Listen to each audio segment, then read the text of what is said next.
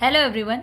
आज हम part 9 enzyme में अपना नया टॉपिक लेंगे। पिछली बार हमने एंजाइम के बारे में पढ़ा था, एंजाइम का इतिहास पढ़ा था, एंजाइम का इंट्रोडक्शन पढ़ा था कि प्रस्तावना, एंजाइम क्या है, एंजाइम का इतिहास किसने खोजा, एंजाइम की संरचना के बारे में अध्ययन की थी और एंजाइम के गुण पढ़े थे, विशिष्ट गुण। ओके। एंजाइम के प्रस्तावना में हमने पढ़ा था कि एंजाइम क्या होते हैं। ये प्रकृति में प्रोटीन के बनी हुई संरचनाएं होते हैं जो कार्बनिक पदार्थ को, है ना, जो कार्बनिक पदार्थ को क्या करते हैं, साधारण ये कह सकते हैं कि सिंपल फॉर्म में तोड़ते हैं या सिंपल फॉर्म को जोड़ के कॉम्प्लेक्स बनाते हैं, या जटिल शंकु को जटिल पदार्थों को विघटित कर सरल पदार्थ में बदल देते हैं, या कह सकते हैं सरल पदार्थ का संयोग कर जटिल पदार्थ बना देते हैं। तो एंजाइम प्रकृति से देखा जाए तो किसकी बनी होती है? प्रोटीन के। फिर हमने आपको बताया था कि प्रोटीन के अलावा भी कुछ अप्रोटीनी एंजाइम भी होते हैं। अप्रोटीनी एंजाइम में हमने उदाहरण लिया था राइबोजाइम, है ना। और एक और पढ़ा था हमने कि कुछ ऐसे एंजाइम होते हैं जो प्रोटीन के साथ अप्रोटीनी भाग के जोड़ने से बनते हैं, यानी कि वो एंजाइम जो प्रोटीनी और अप्रोटीनी दोनों भाग के मिलने से बने।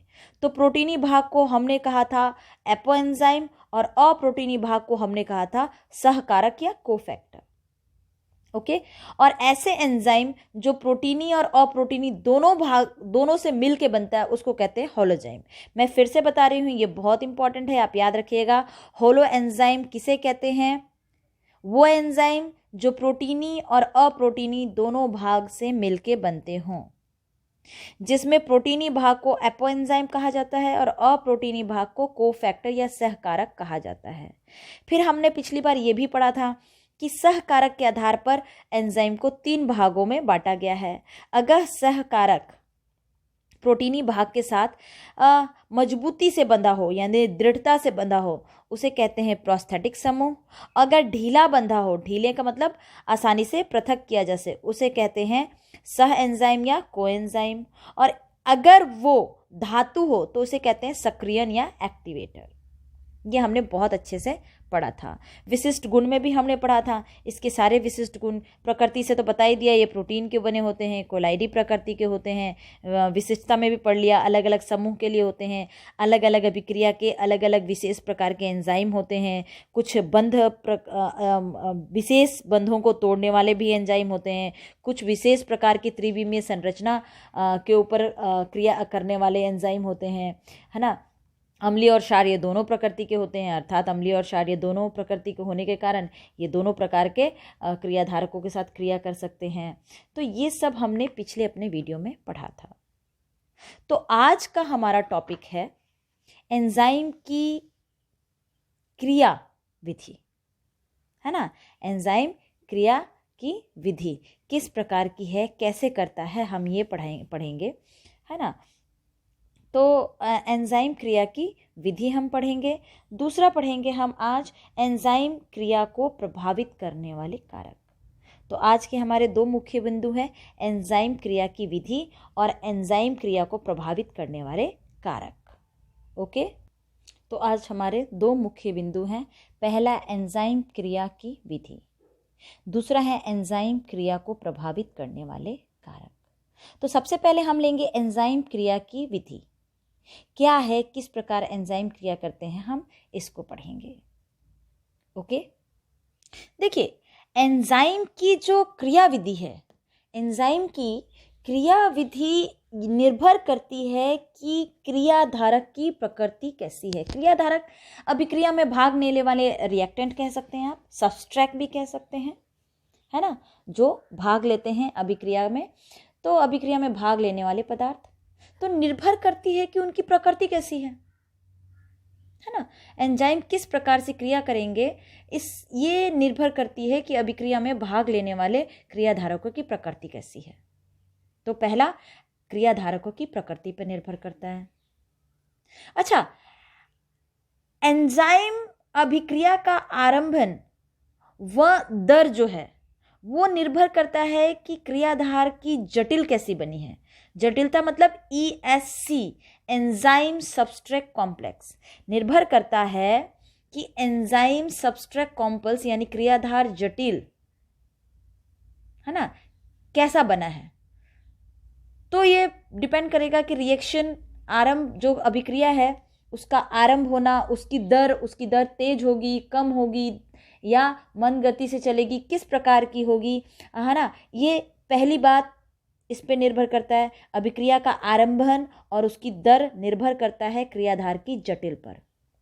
तो क्रियाधार की प्रकृति पर निर्भर करता है, क्रियाधार की जटिलता पर निर्भर करता है ना।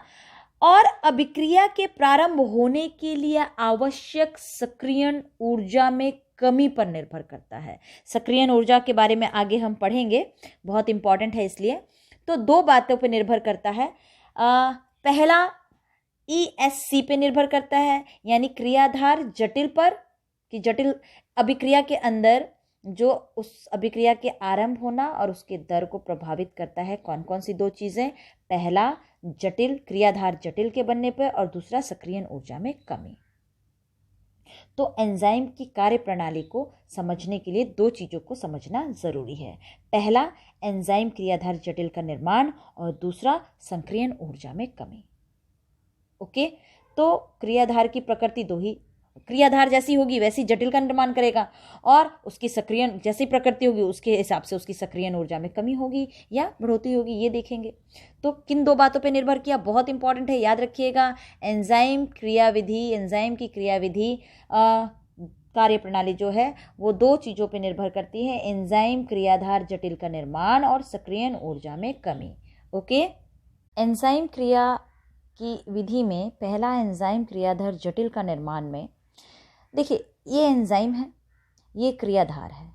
क्रियाधार यानी कि अभिक्रिया में भाग लेने वाले पदार्थ, ठीक है, और एंजाइम उसमें डाला जाता है। ये बनाते हैं एंजाइम क्रियाधार जटिल, या इसे कहते हैं एंजाइम सबस्ट्रेट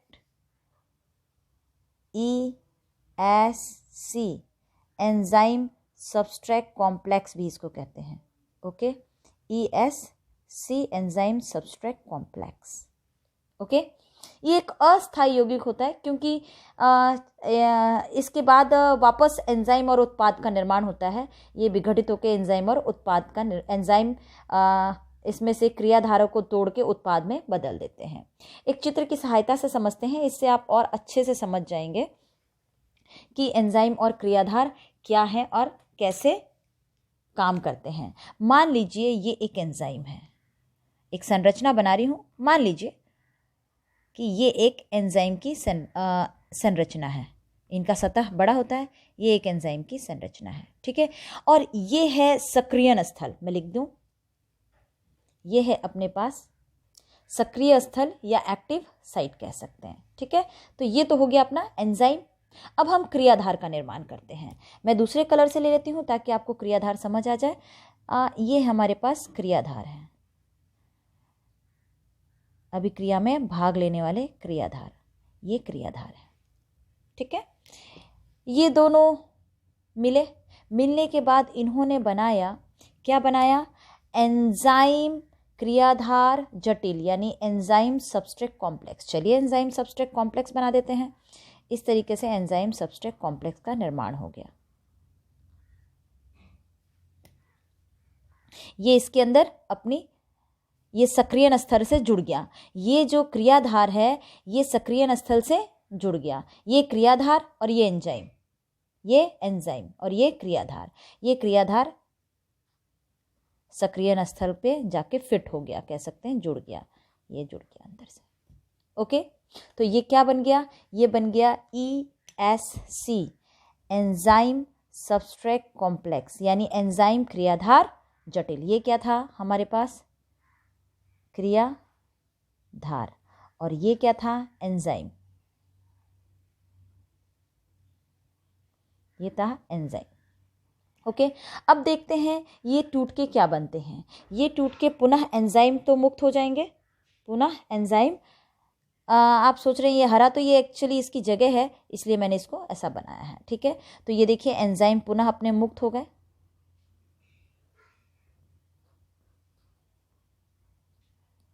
एंजाइम पुनः हट जाएंगे और अब ये उत्पाद जो है, ये उत्पाद बना तो ये विघटित हो गया। देखिए अपने दो भागों में ये विघटित हो गया, ये टूट गए, ये उत्पाद बना।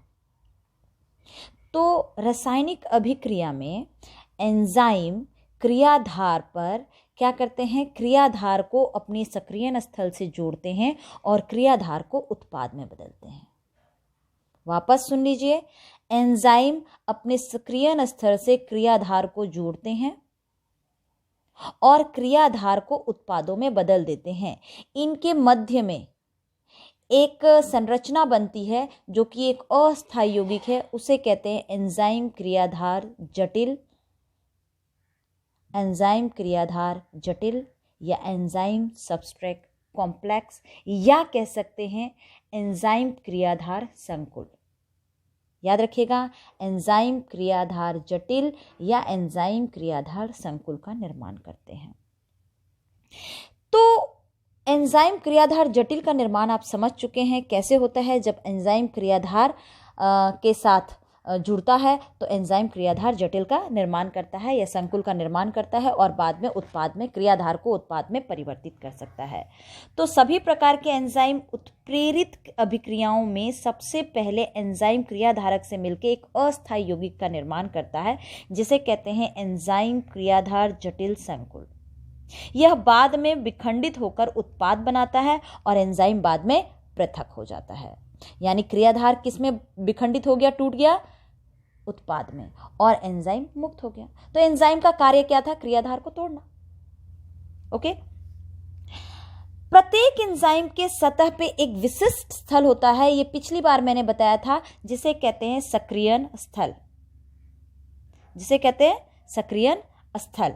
ठीक है, देखिए एंजाइम सतह प्रदान करती है क्रियाधारकों को जोड़ने के लिए।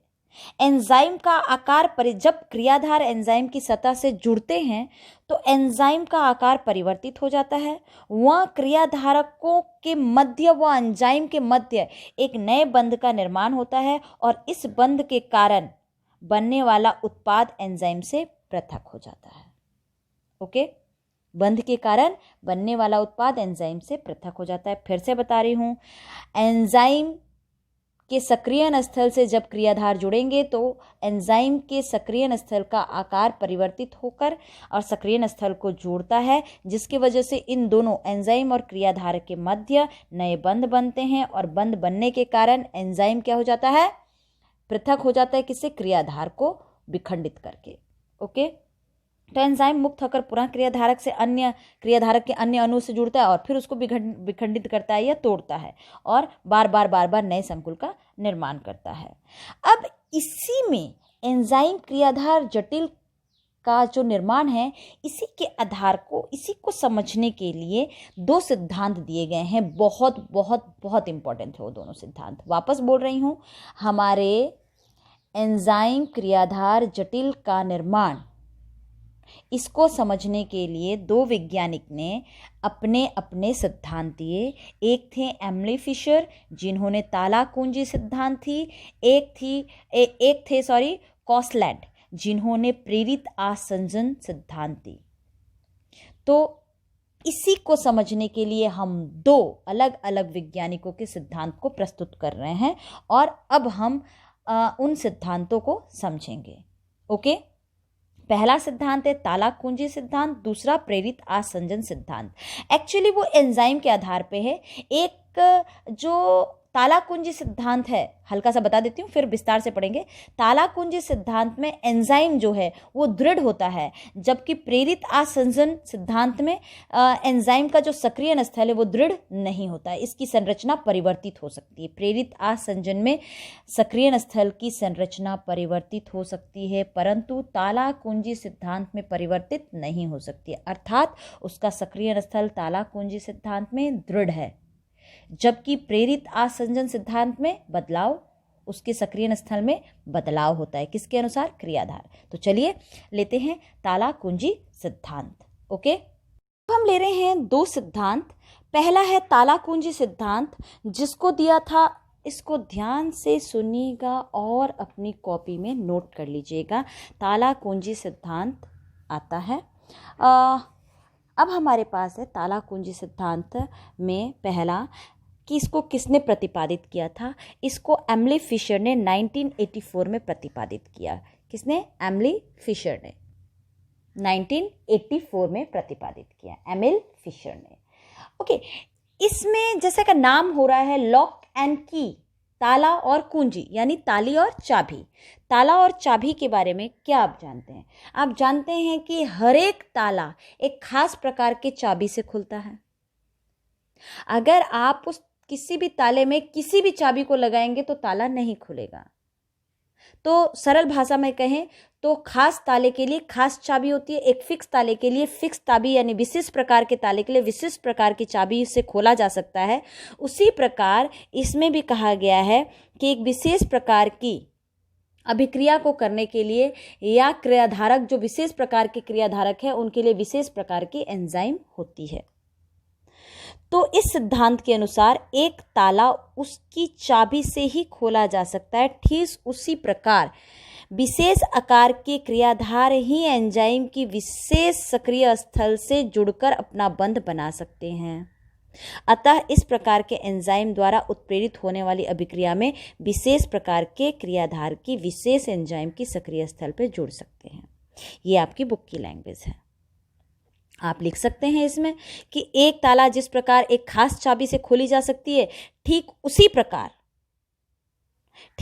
प्रकार एक विशेष एंजाइम में विशेष सक्रिय स्थल होता है क्रियाधारकों के जुड़ने के लिए, जो उसको उत्प्रेरित करती है ना, ताकि वो क्रियाधार एंजाइम की सतह से सक्रिय स्थल से जुड़ सके। तो इसमें चित्र के द्वारा आप समझ सकते हैं कैसे। आप देखिए, एक खास प्रकार का चाबी बना रही हूं, वो चाबी मान लीजिए कि क्या है? एंजाइम है। ये चाबी हो गई आपकी।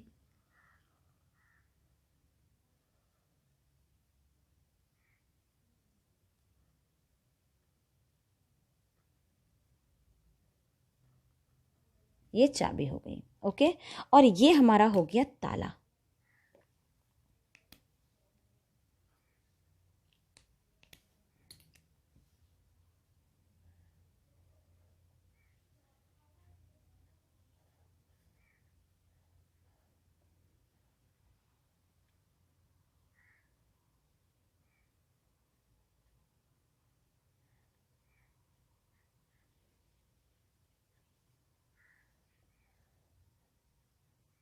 ये हो गया हमारे पास ताला, है ना। अब इस ताले को खुलने के लिए इस चाबी का स्थल होता है यहाँ पर नीचे की ओर, या आप यहाँ बना लीजिए। ठीक है, एक खास प्रकार की। अब ये क्या बनाएंगे? ये बनाएंगे संकुल। संकुल का चूंकि हम क्रियाधार जटिल का निर्माण कर रहे हैं, तो ये दोनों जुड़ के आपस में क्या बनाएंगे? क्रियाधार जटिल। तो चलिए ताला बना देते हैं वापस।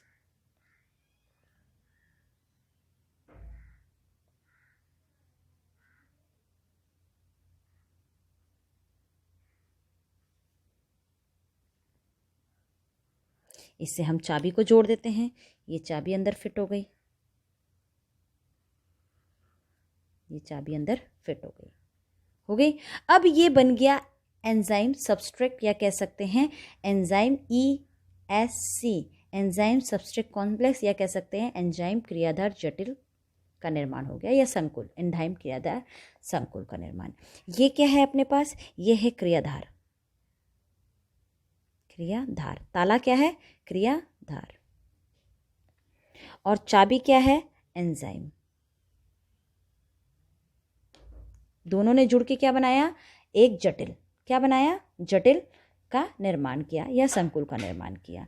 अब वापस चाबी यानी कि एंजाइम पुनः, चूंकि ये अस्थायी यौगिक है तो एंजाइम पुनः अपनी जगह पे आ जाएगी। सॉरी, थोड़ा बड़ा हो गया, but you can understand easily that it is a rough diagram.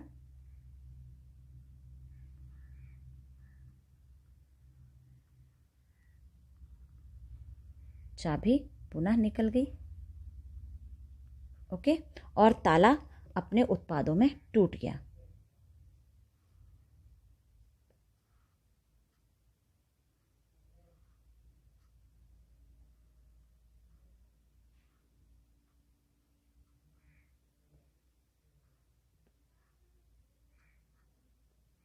ये उत्पाद, ये 2 उत्पादों में टूट गया। ये था उत्पाद अपने पास, एंजाइम, और ये है उत्पाद।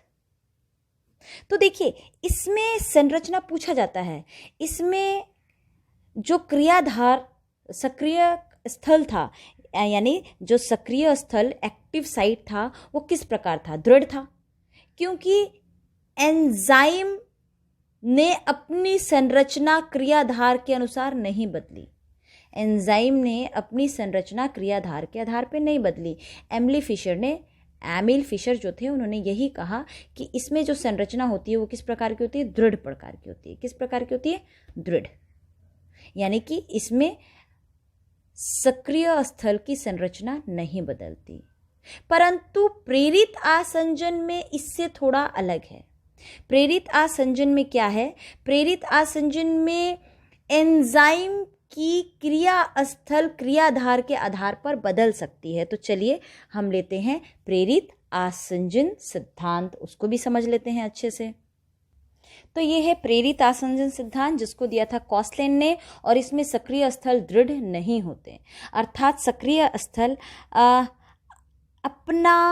अपने स्वरूप को बदल सकते हैं क्रियाधार के अनुसार। ओके, तो इस सिद्धांत के अनुसार एंजाइम में पाए जाने वाला सक्रिय स्थल दृढ़ नहीं होता, अर्थात ये क्रियाधार के अनुसार अपने आप को बदल लेते हैं। लेकिन क्रियाधार जैसे ही एंजाइम के संपर्क में आता है, ये दृढ़ नहीं होते, और पहले जो इनकी संरचना होती है सक्रिय स्थल की, जैसे ही एंजाइम इनके संपर्क में आता है, क्रियाधार इनके संपर्क में आता है, एंजाइम अपने सक्रिय स्थल को उसके अनुसार बदल लेते हैं, यानी उसके अनुपूरक हो जाते हैं।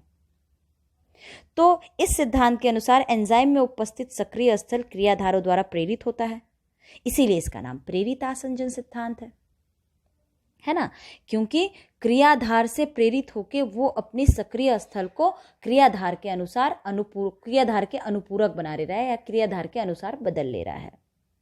तो क्या हुआ? उसके द्वारा प्रेरित होकर के उसका अनुपूरक बन रहा है। तो इस कारण यह सिद्धांत प्रेरित आसंजन सिद्धांत कहलाता है। सरल भाषा में कहा जा सकता है एंजाइम का क्रियास्थल ताला चाबी सिद्धांत के अनुसार नहीं है, अर्थात ये दृढ़ ना होकर परिवर्तनशील है, यानी कि लचीला है, और यह परिवर्तित हो सकता है। अतः क्रियाधार जब संपर्क में आता है और जैसे ही इससे जुड़ता है, यह अपनी संरचना को, मूल संरचना को परिवर्तित कर लेता है ना। तो देखिए, हम चित्र के अनुसार समझते हैं इसको भी। मान लीजिए आपके पास कोई भी चित्र है, आप मान लीजिए ये आपके इस तरीके से कोई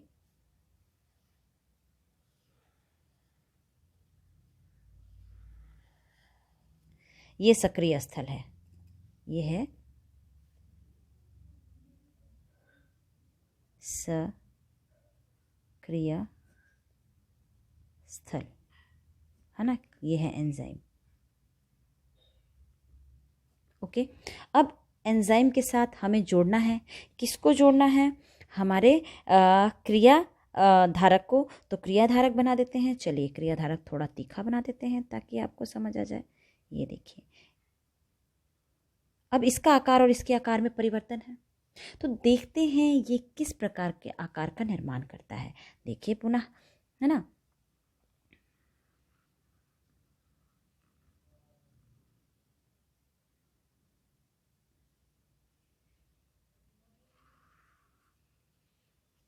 अब इसमें आराम से ये फिट हो जाता है। ये देखिए,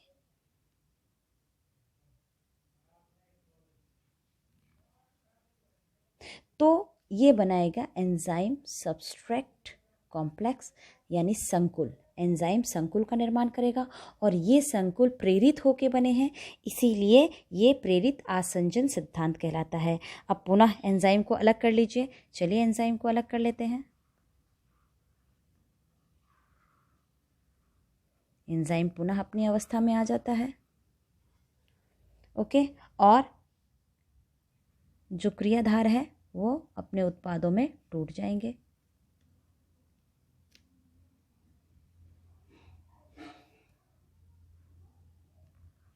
क्रियाधार है अपने उत्पादों में टूट जाएंगे। तो ये हो गया उत्पाद और ये हो गए एंजाइम। अर्थात क्या कह सकते हैं कि इसकी प्रकृति कैसी थी? दृढ़ नहीं थी, लचीली थी, ये परिवर्तनशील था और इसके अनुसार ये अपने आप को परिवर्तित कर लेता है जैसे इसके संपर्क में आता है, तो परिवर्तन हो गया।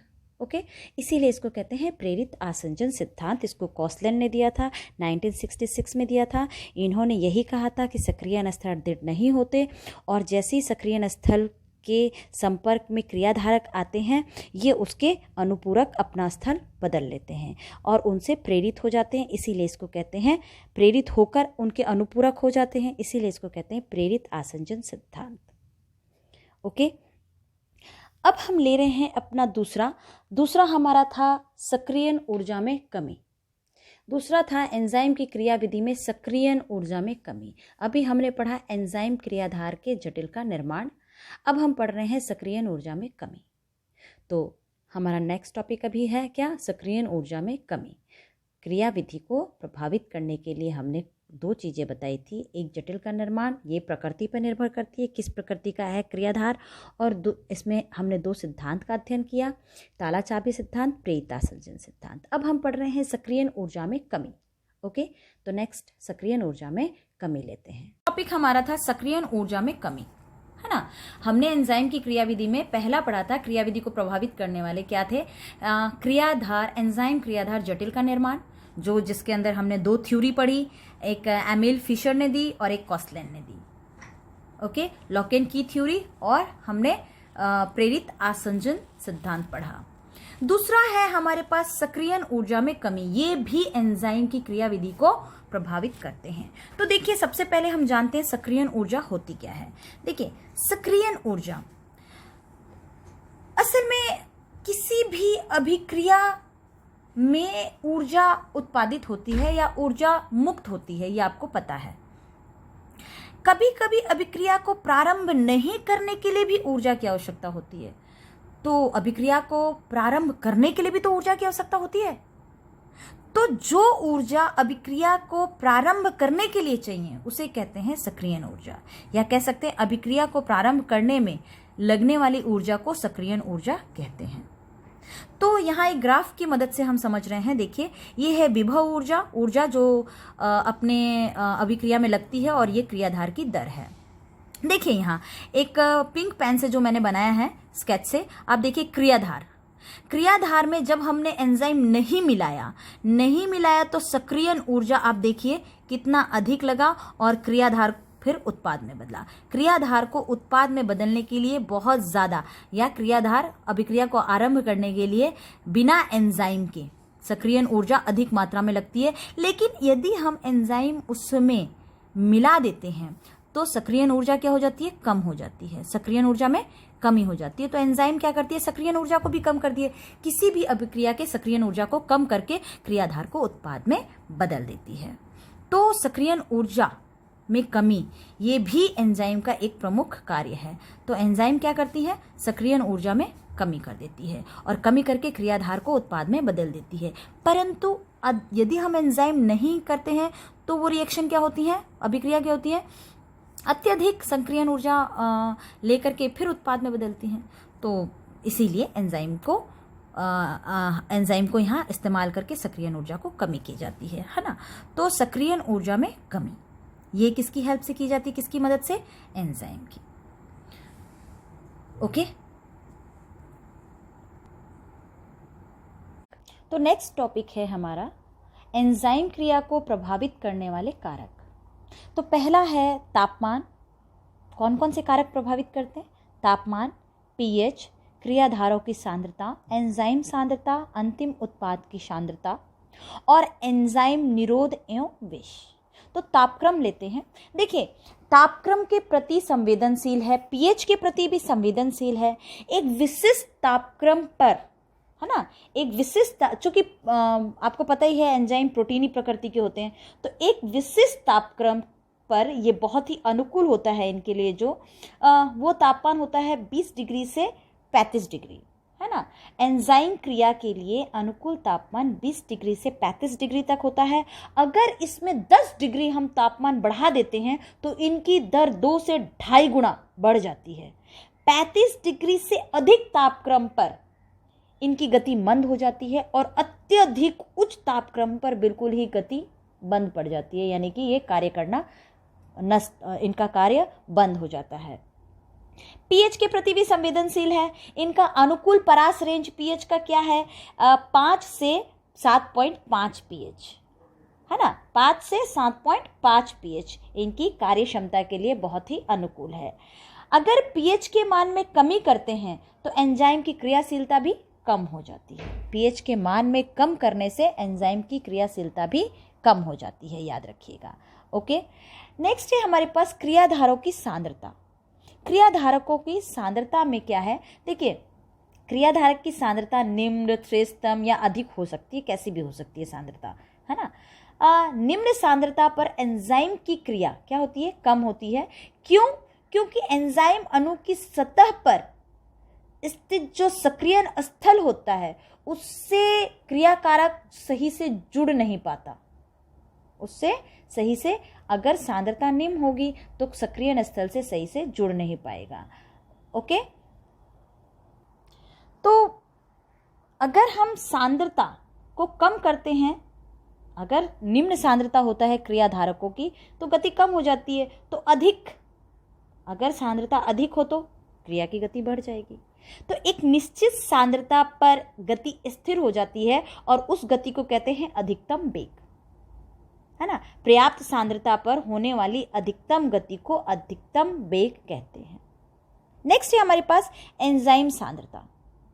एंजाइम जो हम क्रियाधारकों के साथ अभिक्रिया में मिला रहे हैं उसकी सांद्रता के ऊपर भी निर्भर करता है। देखिए इसमें क्या होता है, एंजाइम की सांद्रता एक्चुअली क्रियाधारकों और एंजाइम दोनों के अनुक्रमानुपाती हैं एक दूसरे की सांद्रता। एंजाइम की सांद्रता बढ़ाने, जब जैसे जैसे हम बढ़ाएंगे क्रियाधारकों की सांद्रता, एंजाइम की सांद्रता बढ़ाने के साथ साथ क्रियाधारक की सांद्रता बढ़ने पर अभिक्रिया की गति बढ़ जाती है। अर्थात कह सकते हैं कि क्रियाधारक की उपयुक्त सांद्रता में रहते एंजाइम अभिक्रिया की गति एंजाइम सांद्रता के अनुक्रमानुपाती है। अर्थात कह सकते हैं एंजाइम सांद्रता के बढ़ने पर अभिक्रिया की गति धीरे धीरे बढ़ती है। एंजाइम की सांद्रता जैसे जैसे आप बढ़ाएंगे अभिक्रिया की गति धीरे धीरे बढ़ेगी।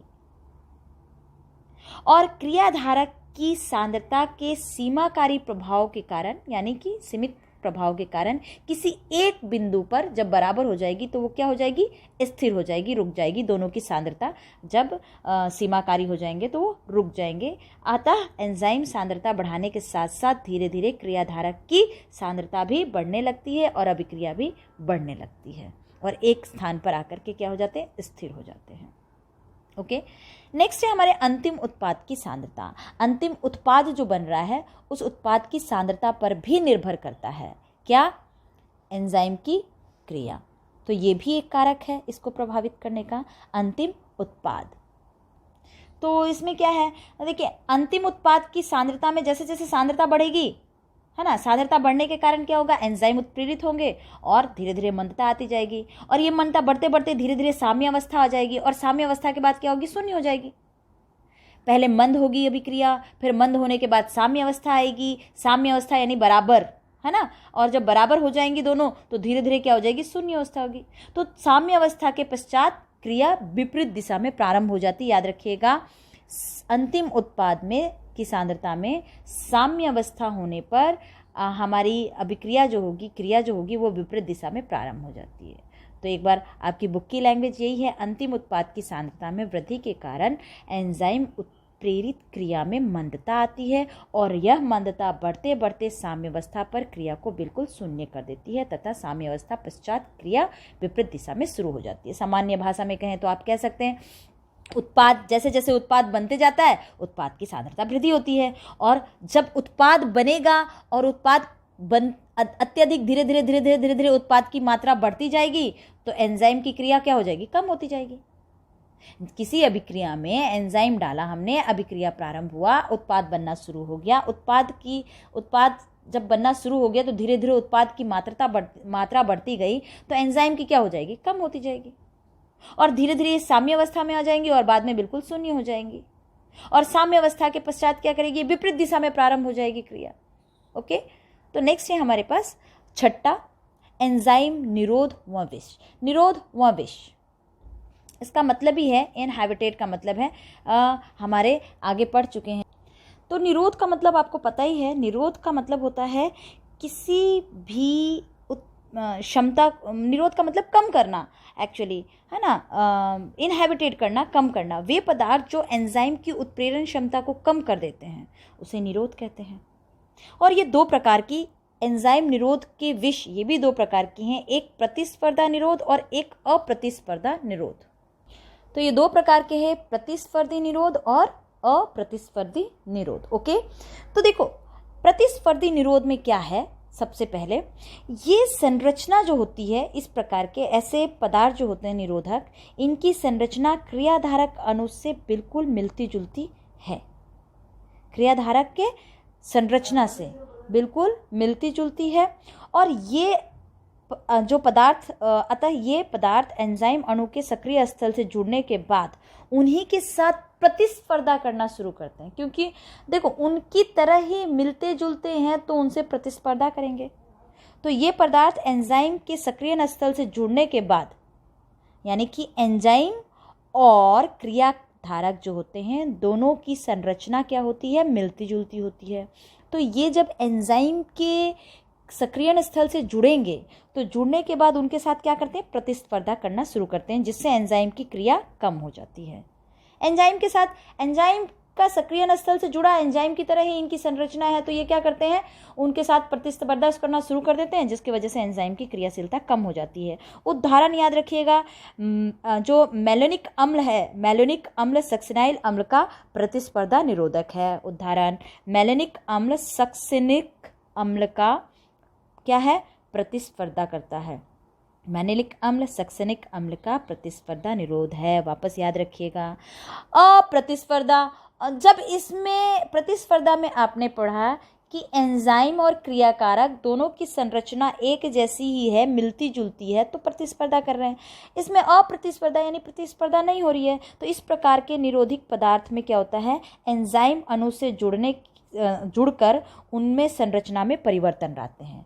इसमें मिलता जुलता रूप होता है, लेकिन ये जुड़ने के बाद उसमें क्या करते हैं, परिवर्तन ला देते हैं, उनकी संरचना बदल देते हैं, और यह स्थायी संयोजक एंजाइम अणु को विकृत करते हैं। यानी कि जो पहले एंजाइम की संरचना थी, एंजाइम की सक्रियण स्थल की जो पहले संरचना थी, उसको विकृत करते हैं और अपने अनुसार बदल लेते हैं, अपनी संरचना के अनुसार कर देते हैं। और ऐसे पदार्थ को क्या कहते हैं, अविषी भी कहा जाता है। याद रखिएगा, अविष भी कहा जाता है। उदाहरणतः lead, mercury ion, lead ion, mercury ion, silver ion आदि।